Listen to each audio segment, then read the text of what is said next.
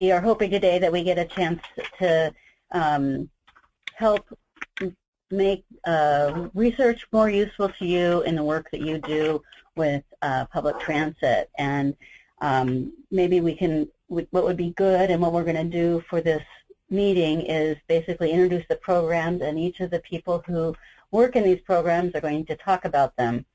First we'll talk with Stefan, and he'll talk about TCRP and the projects he works on. Then we will have Sharon Edgar talk about her relationship. She works with SCOPT, the Standing Committee on Public Transportation, and SCOPT has a really unique relationship with NCHRP, but she'll go into that. And then Mariella she works directly with the synthesis projects, which are a really neat, quick way for us to get of-the-moment issues into a process for analysis and further discussion and research. So with that, Stefan, take it away. Well, thank you, Rob. I'm happy to be with the National Rural Technical Assistance Program, our third annual get-together, to talk about, what can we do for you, what have we done for you lately, what do you want us to do next. So TRB, Transportation Research Board, what are we? We're a private, nonprofit organization. We're part of the National Academies of Sciences, Engineering, and Medicine, where we advise the nation, advance the discussion, and connect new frontiers, as our newest brochure says. The academies have been around since 1863. TRB, we're coming up on our 100th anniversary in about 3 years. But our transit program, Transit Cooperative Research Program, we're celebrating our 25th anniversary this year. So we're very excited to re-energize and reintroduce people who've forgotten the things that we already have for you and things that are coming up. In addition to TCRP, Transit Cooperative Research Program, there's also a National Cooperative Highway Research Program. And Marielle will talk about some of our work in the synthesis programs. And we operate synthesis programs in all three of our programs that have funding now. There's also an airport cooperative research program. Mm-hmm. All of these things provide applied research.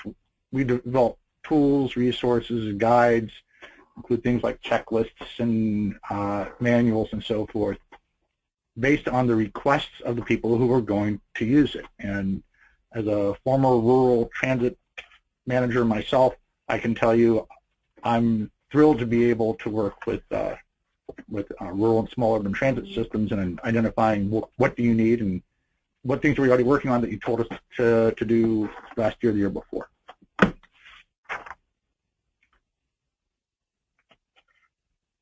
So, Stefan, I was just reading over all this material, and so if you're on the phone and you're wondering what is this about, we've got some materials that are available for you that you can download and look at. Stefan put together a little cheat sheet with some materials on it that can help you learn more about the program and what's happening here. And Sharon, if you're ready to talk a little bit about NCHRP and MTAP, that would be great. Sure. The reason that I think Robin would like me to talk a little bit about the NCHRP 2065 program is that it's very transit-oriented and it complements the TCRP program. But NCHRP stands for National Cooperative Highway Research Program, so it's a federally funded highway research program. But within the NCHRP program, there are certain committees within AASHTO, and AASHTO is the American Association of State and Highway Transportation Officials. There's certain committees within that have a set-aside. It's an annual allotment that they are able to program for research that's specific to their needs. So those things are called projects. So the NCHRP 2065 project is money that is apportioned or allocated to the Standing Committee on Public Transportation, of which I am on. The Standing Committee on Public Transportation is basically state transit officials throughout state DOTs. So we have a panel that oversees that project, and we take solicitations for research needs, sort of almost in the exact same way TCRP does. Our request for projects comes much later in the year, generally August or September, around that. And it goes out to AASHTO as well as the two transit associations, CTAA and APTA, and other distribution lists. I don't fully know the full range in which the solicitation goes out. But we focus largely on research that will help us as state DOTs meet our obligations to deliver our state and federal transit programs. And the reason why it's semi-interesting to, say, perhaps rural transit agencies is a lot of what we do as state DOTs is deliver federal transit programs to meet your needs. So a lot of the things that we're looking at under that program might be, for example, how we can better provide assistance to subrecipients on how to meet all the federal requirements, because there are so many of them. So it might be how we are delivering federal programs. Can we learn from other states on how to do that better, how to do that more efficiently, how to be of better service to our subrecipients? So we do a process similar to TCRP. The two programs complement one another in the fact that TCRP is very focused on the needs of operators, transit operators, whereas the NCHRP 2065 program is much more focused on sort of the delivery of transit programs. There are state DOTs that are transit operators, so they might actually look at one program as an administrator of a federal program for research or another program as an operator. But within Michigan, we're a state that does not operate transit, so we use the NCHRP 2065 program. We request research, and we use the research to help us improve our delivery of our federal programs, and in some cases our state programs. The state programs really differ quite a bit from state to state, so there might not be as many lessons learned from one state that you can transfer to another state. If you are on a rural transit agency and either through your state DOT or your transit association or your membership, if you're a member of APTA or CTAA, and you can think of an issue where you think it might be beneficial to see how it's handled nationwide in terms of maybe how you interact with your state on the 5310 program or the 5311 program, something along those lines. By all means, talk to your state DOT or talk to one of your two associations and say, I've got an idea that might fit into the NCHRP 2065 program, and they can help you figure out when that request goes out and put together a research statement on that. An example, and then I'll be done, is that I think is a really good example of research that's going on actually right now, is looking at successful mobility management practices that are being used in small urban and rural areas. And we're talking really small mobility management programs, perhaps a staff person that's providing some assistance to riders on how to use transit or private sector services. So we are really looking at sort of things that maybe don't get on the national radar screen as the things that are happening in large urban areas, but we're looking at those sort of things that are happening in very small communities, very small agencies, that then we as state DOTs can help our subrecipients learn from one another. So that is the NCHRP 2065 program. Robin mentioned it's support of SCOPT. She used that acronym. That's the Standing Committee on Public Transportation, as she mentioned. So we're a standing committee of AASHTO. Within the SCOPT, and she also, I think, mentioned MTAP, there's a working group within SCOPT called MTAP, and I won't even tell you what the acronym stands for because it just confuses me. I will. MTAP, Sharon, I will. It's the Multi-State Transit Technical Thank you, Richard. Yeah, it doesn't matter. It doesn't matter. Nobody ever uses the full name. Everybody always uses the acronym. But it's basically the working group of state transit officials, and we're one of the primary users of the research. So when there's an NCHRP 2065 project that gets funded, it's usually those of us who are looking at the research result to say, how is this happening in the other states, and how can we learn from it in terms of how we deliver our state transit program or our federal transit programs in our state. So MTAP is sort of the working group of SCOPT, and we're the really one of the primary consumers of the research that gets funded under the 2065 program. Right. So I think last year the 2065 task was it task 20. It was or 25. Task 25. That was Nelson Nygaard. It had to do with technology around mobility management. Could be. We're on task 68 right now, so if it was task 20, that's got to be at least 5 years. Okay, no, that would it must have been task 65. Yeah, task 65. Yeah, it was 2065. Oh, well, 2065 is the program name. Right. So within each year, we get $450,000 a year, and then within that year, we fund about 4 to 5 projects, and the projects Right. themselves are called tasks. okay. So within any given year, right now, we've got tasks that are nearing completion, tasks that are nearing publication, and tasks that are just getting started. So there is a rolling list. Every year we add more tasks. The program is supported in the same way as TCRP by the National Academies. Some of our research is published as formal formal TRB reports. Some of them are published just on web only because the research is much more sort of technical and kind of hands-on as compared to being really researchy. So it's a combination of research results. But again, the primary users of this research are state transit offices, but quite frankly, we're usually using it as a way to impact how we deliver our programs to rural transit agencies. That is great. I look at these projects and I think that sort of system-wide look is what oftentimes the NCHRP projects are looking at, and ways that we can leverage those benefits through state DOTs. And I think it's really important, and this is something that TCRP is looking at, and I know that it's important for NCHRP, which is to how can we get this information about these things out and used, and are there ways that we can work with you and work with the research teams to get, not just have these things get completed, but get these things consumed. Well, again, I think MTAP does a very good job of ensuring that they're consumed because most of the research would be used by a state transit office. Mm-hmm. We do when there are results that sometimes that I think would be of interest to transit agencies in our states, both urban and rural, and I also use the AASHTO State Affairs Committee.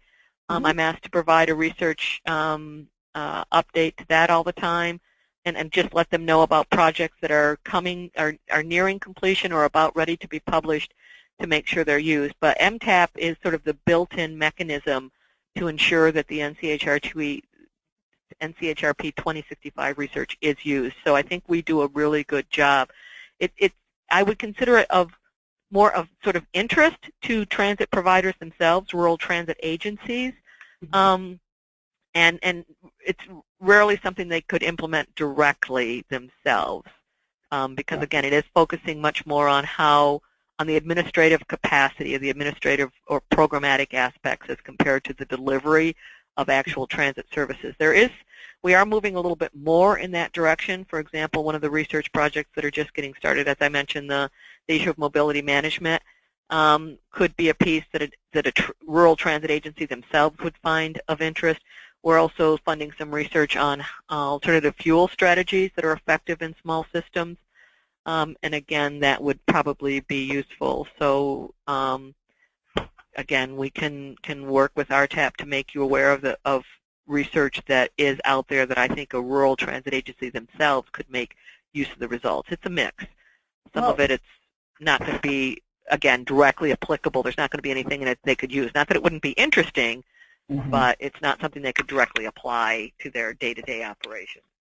Well, thanks, Sharon. I think that we're all we're all pulling the same direction, and so if there's any ways that we can look at getting this information out or working with state programs or supporting the work you do and bringing in information where we can, we really want to be helpful here. And I'm glad you were able to make it today, and I also know that you're sort of under time constraints, so I appreciate you taking the time today to join us for this discussion. Sure. No problem. And I can stay for the call if there's, I don't know if you'll take questions or if this is more of a dialogue, but whatever you need from me. Oh, super. Yeah, we have people who are on the phone. Please put questions into the chat box, and Liz will make sure that we get them if you have questions for any of the people who are participating. Or you have questions about research opportunities. We really are also interested in your ideas around how, what kind of directions we should go in. So, Stefan, what is a project? Like, what are the types of research that you work on? Well, each year the TCRP Oversight and Project Selection Committee does just that. It provides oversight over what we're carrying out, and they identify new projects to be carried out. We run different solicitations through the year to ask people what projects they would like us to carry out. Coming up in the next month is the deadline for the Transit Synthesis Program, which is kind of a snapshot. Marielle will talk more about that in just a second. The main thing and the reason why you and I started talking about these things 2 years ago is in our full-on program, the full-on projects, we're looking for people to serve on our technical panels and to submit new problem statements. You have attachments on the call. You have the problem solicitation asking people to tell us what they need, and basically it's about a page and a half. There are 4 of us who work part-time in the Transit Cooperative Research Program, because we have other programs we work on as well. In the room with us, just joining us, is Larry Goldstein, who's a transportation economist. He works in all modes, and he has a project. Larry, what's your project? 26. Oh, F26, improving the health and safety of the transit workforce, with corresponding impacts on the bottom line, medical qualification, health care, and use of prescription and over-the-counter. And we are just beginning to put the panel together for that project. So if there's somebody who wants to be on the panel and can send that to me within the next, notice with a resume within the next 2 days, by Monday, okay, I would add them to the group that's being considered, even though the deadline is passed, because I haven't really started looking at them yet. Okay, so what Larry just said is you have until the end of the day, Monday, which is a holiday. So Tuesday. So that Tuesday, he's going to finish putting together that panel. So if you're interested in being on the technical panel, now what does a panel member do on a project? 4 things. The first thing is you get together, we pay your expenses, we bring you together for 2 days, well, day and a half, to write the scope of work, what will actually be carried out with that. This is not a synthesis project. This is not a synthesis, it's a full-on research project. So the first duty is to write the problem statement. Take the problem statement and turn it into a request for proposals, 2 days. The second duty is to select a contractor. Our projects are competitively procured. Anybody in the world can propose on these things if they put together the team that has the best proposal. So your second duty is to select a contractor based on the proposals that are received. Your third duty is to oversee the work throughout the life of the project. You'll get quarterly progress reports. You'll typically meet once with the research team about halfway through the project. And then the fourth duty is to decide whether the final deliverables are acceptable and suitable for publication. Those 4 things we do in all of our projects, and essentially the same things happen also in synthesis and the legal research digest, and even in our idea projects, innovations deserving exploratory analysis. In addition to Larry and me, Gwen Chisholm-Smith, who's our manager of TCRP, she also is the staff person supporting the 20-65 panel for NCHRP. And she's not able to join us today, but she sends her regards.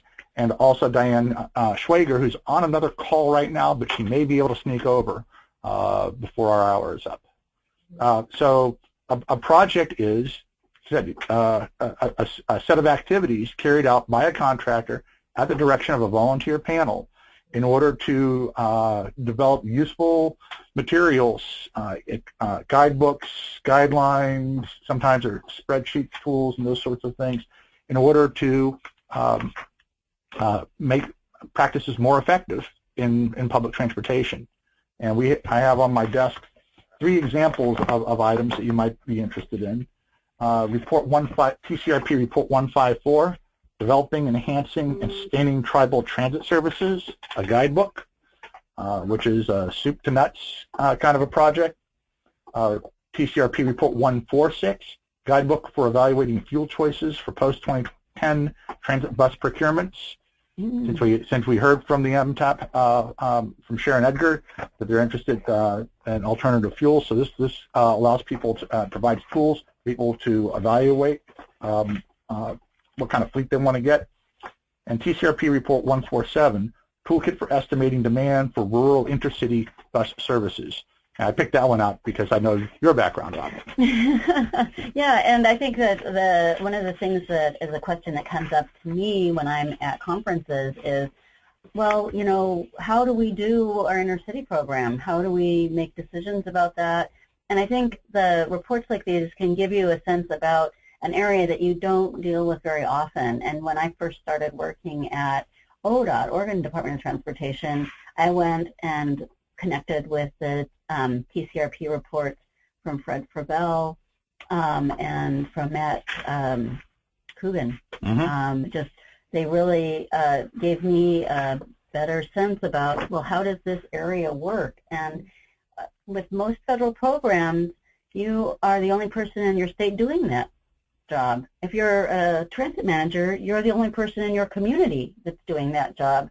And so looking for opportunities to get a broader understanding of what you're working on and the scope of opportunities, because that's what I found was really important about the research, is it gives you more sense about what are the opportunities in the area that you work, and so that you don't just limit yourself to the way it's been done before, but get more strategies on approaches.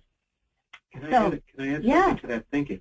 One of the things that we really look toward, and it's true in all of the cooperative research programs, is because you are very much assigned to one particular area, one of the issues is how does that relate to the rest of the community? How do they react to that? How do they understand how you function? And how do you communicate better one to the other in those groupings? And we've been doing a lot of work in that aspect of it, both from an economic standpoint as well as from a community understanding point of view. Because most communities do not really understand what your job is, what your authorities are, and how much you can or cannot really do. And getting that message out there really does help in building those relationships with your community. Oh, yeah. The idea that you are the local charter company is something that sometimes takes a long time to be understood. So sometimes things just happen and you are wondering, wait a minute, is there a way that I can take a snapshot of what's going on of this problem? So Mariella, what do people do? So hi everyone, and thank you for having me. My name is Mariela and I work on TCRP Synthesis Studies. Synthesis Studies is a little different than the regular CRP studies in that what we do not do guidelines or recommendations, but what we do is we document the current practice of the transit systems. So we actually go out and take a snapshot of what's going on right now. So like Robin was saying, right? Yes, like Robin was saying, it is really great for you to read about what other people are doing in the different transit systems. Now I want to plug in here, for me, it is really important to have the rural transit and the small transit system perspective in all the research that we do. That means that we need your research ideas.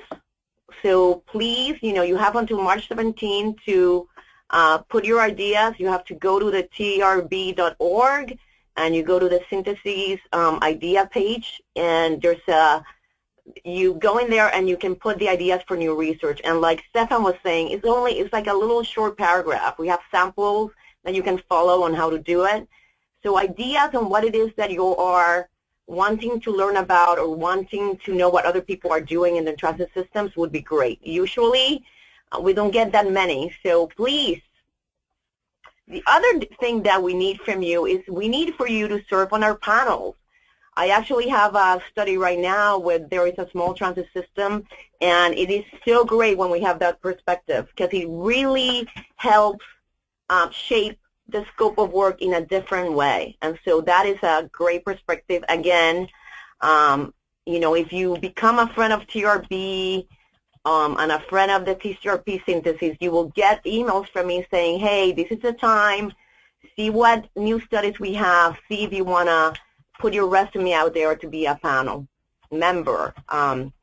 It is great to have the panel members talk to each other. Right now I have one on public transit and bike sharing, and when these people come together, you know, they are the bike sharing experts on their community, but they don't realize there's others, and they get so excited about meeting each other and talking about the expertise. It's just great to see them do that, and it's great to have them in the panel. The other thing that I'm going to ask people that are on the phone to always help us with is when the research study starts happening and you get the survey, please answer the survey. It is really important. TCRP synthesis studies also requires an 80% response rate. So again, if we don't have your perspective, if we don't have your answers, we cannot accomplish what we need. So a little bit about our TCRP synthesis process. Like I mentioned, our deadline is March 17 for new ideas. And then we have what we call the J07 selection committee, who selects the projects that are going to be moved into studies.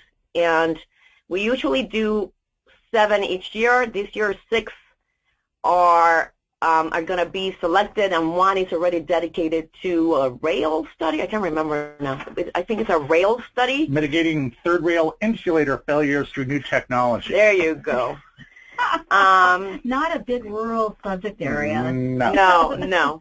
But you never know. Watch your step. No, there is Dave Harris in New Mexico, I think, was telling me that he has a rural rail. All right, so Dave just been volunteered to serve on that panel. Thank you, Dave. Sorry, Dave, I didn't offer you up. After the J07 panel decides on the studies, I work all summer long to recruit panel members for those studies. We then meet either one day. We don't meet 1.5 days. We only meet one day, but we do pay for you guys to come over here to DC, and we meet and we work on the scope of work, and we also recruit our consultant that day. And that usually happens August or September. And then we kind of work through the year remotely to help the consultant finish the surveying. Finish the surveying. If they need help with the surveying, if they need help, then we help them with all that, and then we meet again usually in April to May to work on the draft of the study. So syntheses are very quick. They're done in a year, and it just produces a really great report that you can quickly read, and you can really get answers to your questions. They also provide you case samples.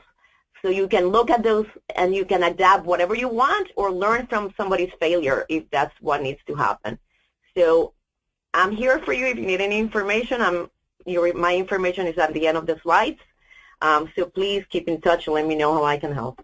Well, Mariela, do you want to just give us some ideas about some of the stuff you've just published that might be interesting? So we just published syntheses. I can't remember the number, but it's addressing difficult customer situations, which I'm sure is something that we all deal with. Do you have it? I have the project numbers. Okay. The syntheses right here. These are okay. We did an onboard camera application for buses, which is Synthesis 123. Synthesis 122, Transit Supportive Parking Policies and Programs. Then we also have one which is Synthesis 121, Transit Agency Practices in Interacting with People Who are Homeless, et cetera, et cetera. I think if you go into the TRB website, you can look at all that we have. Now I know this year I'm working on 2 that you can look forward for next year, which I think will be very useful for rural transit systems. One is, the title is Contracting Fixed Route Bus Transit Service, and the other one is ADA Paratransit Service Delivery Model. So I'm looking forward to have those done, but again, you should be getting surveys soon on those if you haven't already. And that's what we work on. It's really active, quick studies. Right, and I can see from the topics that you brought up that these are things that can be used across the board and are kind of scalable. The strategies for the cameras on buses, I've heard a lot of reasons why people use them and what they use them for. We just heard yesterday when I was in Baton Rouge at the Southwest Transit Association conference, FTA people were talking about how it's really important to use them correctly because they're not punitive. They're just information that can help you and your staff do a better job. They also protect people on the bus. They protect your drivers and they protect your agency. So getting a nice report there when you go to your board to say, hey, we're going to spend some real money on cameras, it can give you some information you can use to support making that decision or taking that decision. Now, I wanted to add, TCRP syntheses are only web-based, so it's important that you you go to the website to get them. Yeah. Oh, that's good. Yeah. I tend to print things off a lot because I'm very analog, and I like to be able to write in the margins. I haven't figured out how yet to do that with the electronic documents. You actually can.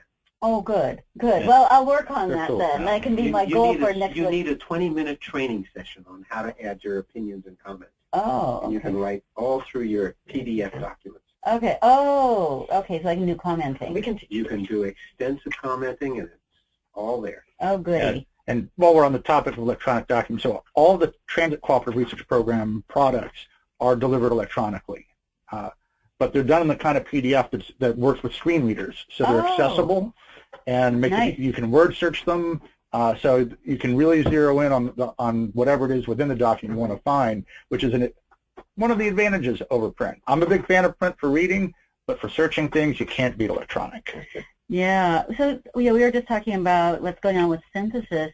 So, Stefan, do you have some things that are coming up or you've just published that you think that would be interesting?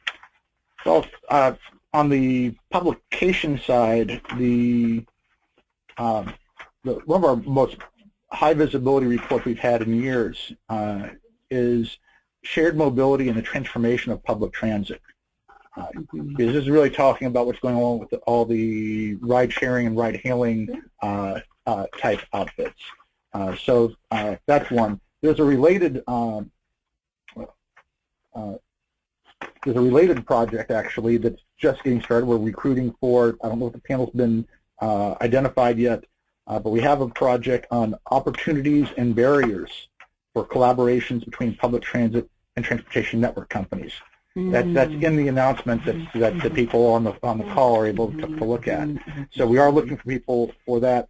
In addition to that and the one on improving the health and safety of the transit workforce that Larry Goldstein is working on, I'm recruiting for another wonderful electrical project that can have lots of rural people interested in it. Practices and recommendations concerning determination of end of life of transit traction power cables and determination of replacement criteria. Oh, I'm sorry, Stefan. Well, if you don't want your plug-in cables to go bad, what can you do, basically? Oh, that makes more sense. Yeah, So we're going to change the titles. That's one of the things the panels did. They figured out a better title.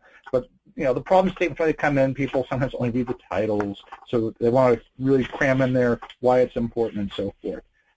We have another one that we're recruiting for, procurement guidelines for bus operators, seating, and controls. This is about the health and safety of your drivers. And actually, if you're interested in that, we have our own webinar series. There are two. There's a webinar series that's being undertaken by TRB, which is more multimodal. There can be transit multimodal projects in that, and you'll hear about that. But most of the transit-related webinars based on our products are done through National Transit Institute. So the new bus operator workstation design tools available for the transit industry. It's based on TCRP Report 185, Bus Operator Workstation Design for Improving Occupational Health and Safety. There are 2 webinars based on this coming up. And I'm trying to see if those dates are on this handout that I have. Oh, that sounds great, though. We'll get that we'll out. Put it put it up on our website. Too. Oh, actually, one of them. Oh, that's the one that's. You might be on that. It's going on right now. Oh, Diane. Right now. That's where Diane is. That's on the second one. That's the design guidance tools. There's also one on organization guidance tools. Oh. But I'm sure we're going to do more. You can hear there's already more research, and we're recruiting for that. And Diane, of course, will be responsible for that one as well. Do you record the webinars that make them available? We do. Okay. That's an NTI webinar, and they archive those and make those available. There's also a project on a guide for building partnerships and a research roadmap for transportation and healthcare providers, which I think would really be of interest to folks on this call. Yeah, I'm going to definitely be sitting in as a liaison for RTAP on that, because that is a really big issue in rural areas, and the way that your state and your program interact with the healthcare providers can have a big effect on how transit's done in your state and in your community. So that's going to be huge. That's very exciting. Yeah. So one of the things that happens through the panel process on any of these programs is if you volunteer and you serve on the panel, you become part of this network. You build your professional network, your professional expert network, the people who you can call, because they have expertise and they typically have ideas of ways of solving problems that you have. They've already dealt with, and you have problems that you've solved that would be helpful to them. So it's a great way to share your knowledge and be able to also have other people whose brains you can pick when you have issues. And we also are through influencing what happens in the project so that it will be useful, and that's the key. These projects are picked by people who will use the work, and they're overseen by people who will use the work, and that's what makes them useful. Yeah, and I think that's true. One of our questions always is, how can we, to you on the phone, how can we deliver information in a way that's useful to you? We put our webinars online, and so they're available, and actually we have quite a bit of traffic on those. Quite a few people go back and listen to the ones on operational areas. So I think that when we're thinking about research, that's one of the things that I'm hearing more now when we're talking about putting problems and task orders together. The scope of work is, how is this going to be delivered? Because getting 200 copies of a report is not as useful potentially as getting a webinar or getting a learning module or getting a cheat sheet out of it. And so I think that's one of the things that we're always interested in at RTAP is, how can we deliver information to you more effectively, and what are ways that we can make research findings and ideas available to the Rural Transit Program. So we had, we're kind of going through projects and looking over some of these, and I was thinking, we just recently published studies, the projects that are coming up that you just discussed that. Sharon, what is it on the, do you know what the, what's upcoming for NCHRP task 2065 this year? Still on the phone. Robin? Yeah. This was Sharon. I had to step away for a minute. I'm sorry, I didn't announce that. But did you need something? I was just wondering whether you had some ideas about what you guys were going to be looking at for research this year, or what were some of the projects that you thought were might be interesting to people that you're working on. Well, I think in terms of research that is soon to be published, and it should be fairly close to being published, there is a research that was recently completed on how to use Health and Human Services money as match, in particular Medicaid as match, and I think there's some value in that one. It hasn't gone through the full NAS process to be published, but if there is somebody out there that is working on that right now, we can find a way to get you the draft report.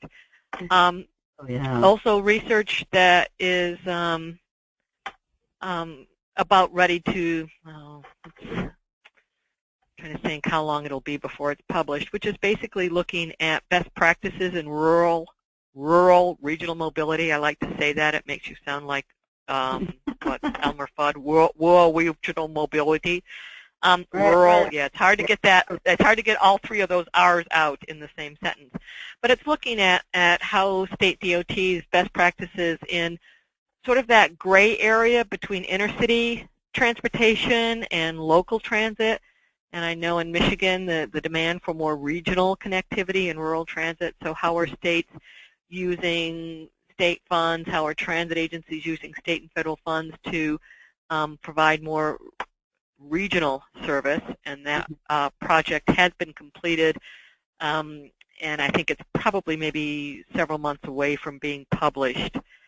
And those are just two examples. I think one of the things that's one of the hardest for those of us who work in the area of the research, and one of the hardest thing to do is there's research that's being published every day. And what happens for those of us who are potential users is a report would come out that means nothing to you right then, but later on it would be. So what I always encourage people to do is anytime you've got an issue you're facing within your agency and you find yourself saying, how do other people handle this, or what are some ideas, I always recommend go to TCRP, go to the NCHRP 2065 page, go to TRB, and there's a better than 50% chance that within maybe the last 2 years that research was out there. At the time that it was released, it meant nothing to you. It was one more email you got about a research report that came out. But there can be work that then a year later all of a sudden becomes relevant.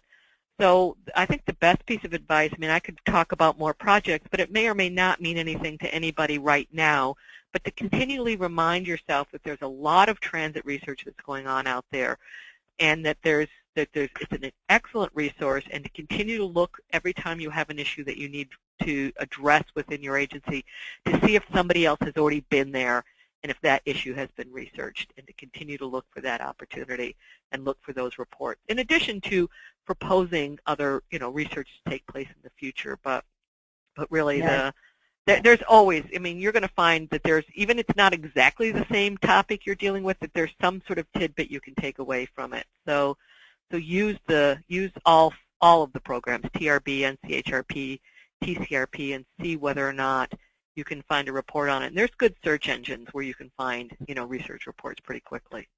Yeah, the one about match and working with Health and Human Services is so huge, because we've been talking about this since United We Ride. How do we take all these resources targeted to this person and maximize that value? And I think we're all struggling with how do you take a system that's meant to be a system that meets needs and support that programs that require individual services.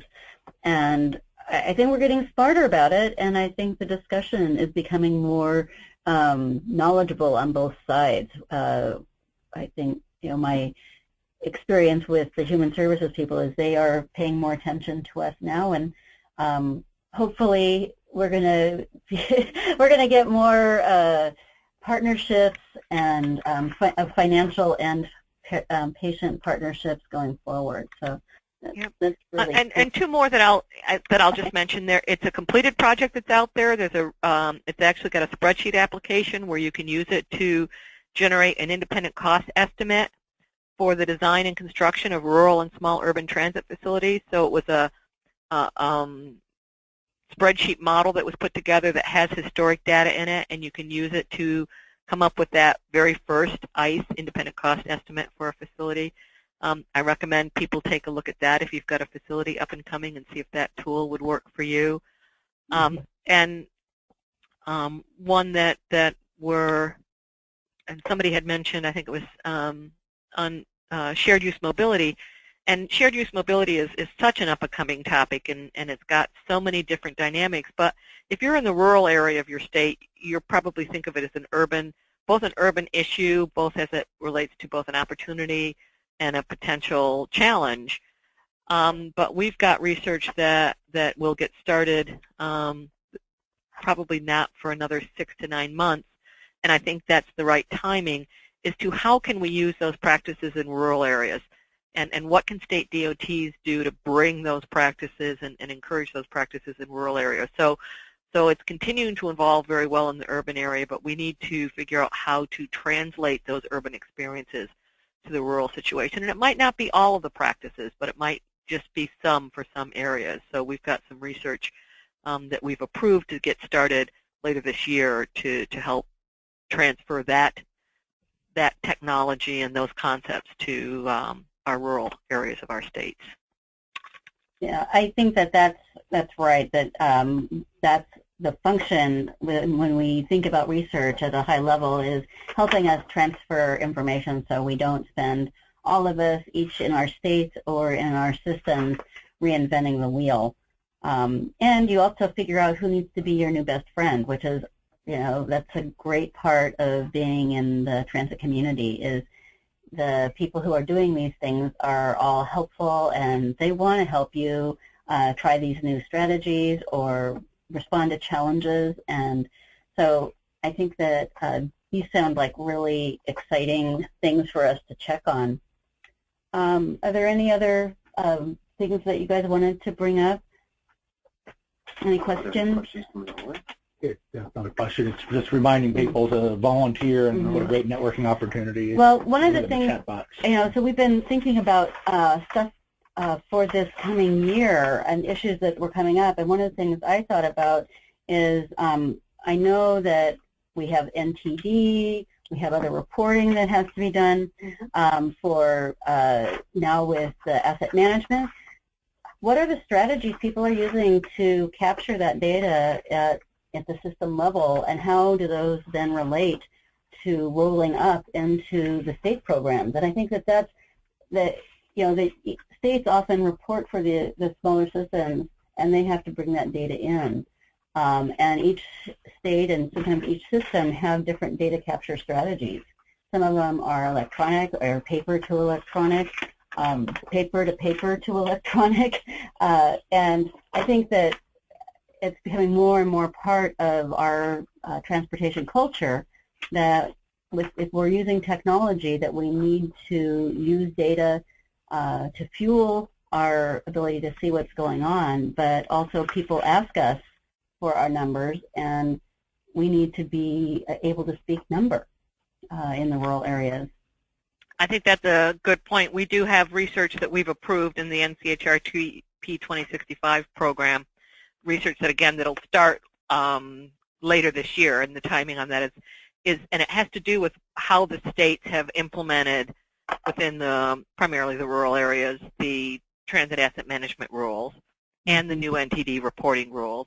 But it's not just how have they implemented it, because a year from now we will have all implemented it, but what are some of the other benefits that we've gotten from that? How have we used this process to improve asset management in our states?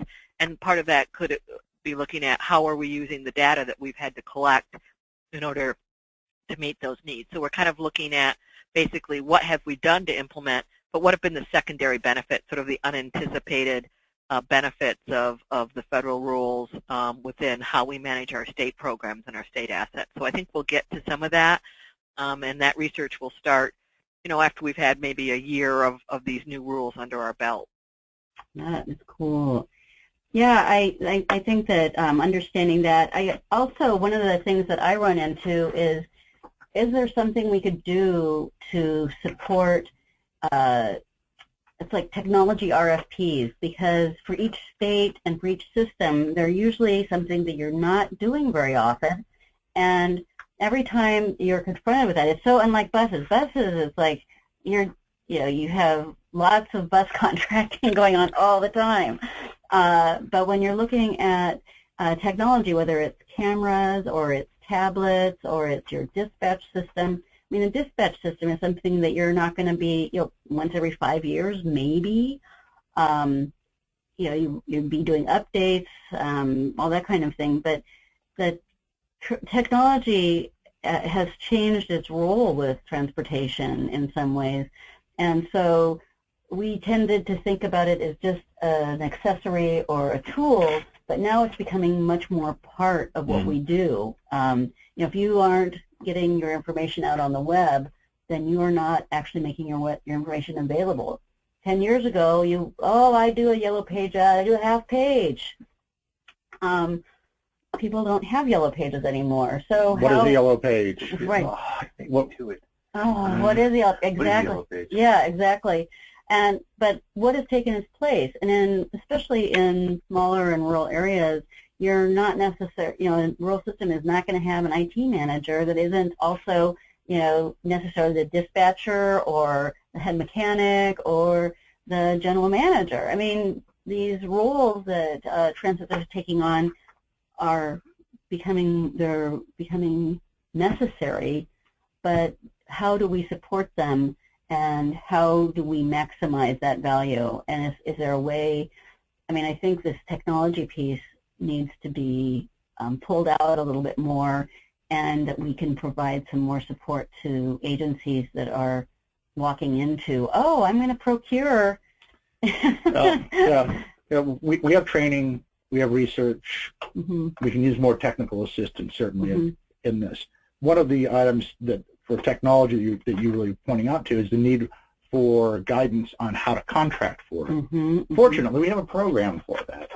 Our Legal Research Digest has a project on technology contracting for transit projects.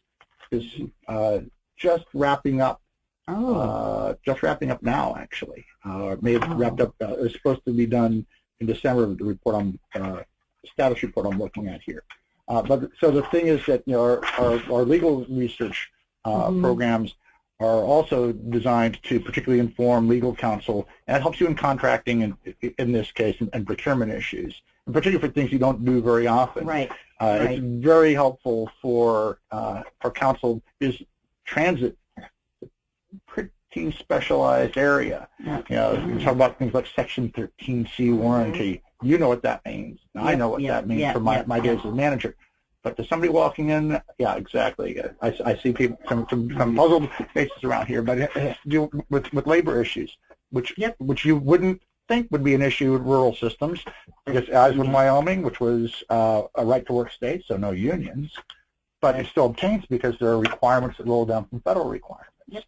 So all kinds of if guidance. you contract with an out-of-state contractor that does have a union, like Greyhound, then you're needing to make sure that you're meeting those requirements. Unfortunately, I have another obligation. Okay. Let me suggest a couple of things, because I'm new back to TCRP. I haven't worked on it for a couple of years and not familiar with all the projects that are going on. But I recommend also looking at the other cooperative research programs, because there's a lot of transference that you forget about when you're just obsessed with transit as opposed to other things. We've got a new project on right-sizing transportation system investments that's just going on. That's a large-scale project, but there are small-scale aspects of that you have to consider as well. We've got projects on demand forecasting and how to do that kind of stuff, what kind of models are out there. That's also a large-scale and somewhat more complex issue, but I'm sure there are areas in that relate very much to rural transit. There's financing issues and how to finance transportation systems, and those are also must-have applications on the rural level as well. And again, I'm not familiar with the programs that relate directly to rural transportation, particularly bus. There's a fuel acquisition component in one of the early bus studies that goes back a couple of years that is really very significant in terms of how you go about contracting for fuel, especially in rural areas, because usually you want to combine with other regions, other locations, other districts to get the best value for your investments in fuel and acquisition. And I know that there's one bus study there. I don't have time to look at it now because I didn't think of it beforehand, but it's in there. I think it may have been report 41, I'm guessing. I don't know. But those are the kinds of things that if you take a couple of keywords, do some strategic searching within the TRB website and also on what's known as TRID, which you have access to from TRB, it's amazing what things will pop up. And sometimes it's an awful lot, and then picking keywords is an art form, but practice on that site and you'll find all kinds of things, not necessarily from TCRP, but from other sources. So with that, I apologize. Thank you for joining us. Thank you, Larry. Yeah. Yeah, and you also have access to the TRB library, and our librarians will help you find things. So you don't have to know how to do library searches. They'll help you out. That's right. And most of us on staff, if you can get a question to us, we'll pass it along to the right people who will get you an answer. And, of course, you guys operate a wonderful hotline at National RTAP. Yep, Jerry is very amazing, and we all work with him to answer your questions when you call in. Also, I want to remind people that this fall, October 29th through November 1st, RTAP will be having its third Technical Assistance Conference out in Omaha. And we should have our registration up for that in the next couple weeks.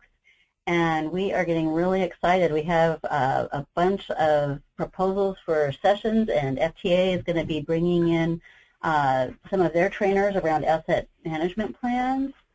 And we've got... We're going? TCRP will send people, yes. Yay! We'll help you write problem statements right on the spot. Woohoo! And the thing is about a problem statement is they never grow old. That if you have an issue, you can put it together. You don't have to wait till the deadline is almost on you. You can put that away, or you could hand it to Stefan right there and say, hey, put this in your file for next year. Yep. That's right. Yep. Because the thing is, we're in a state of change, and this is a whole set of tools that are here to help us do that. And what I'm thinking is, particularly on some of these issues, is that RTAP and MTAP can work together to right-size some of that information so that it can be usable for smaller systems or for particular situations. So I want to just thank everybody on the phone today for joining us, and especially Liz for helping put everything together. She has been a soldier and a great help. And I'm gonna and Mariella. Go ahead. I was just going to go back here. I'm just going to show also the contact information for our panelists in case anyone has a question for them, or you can follow up with us, info@nationalrtap.org. Yeah.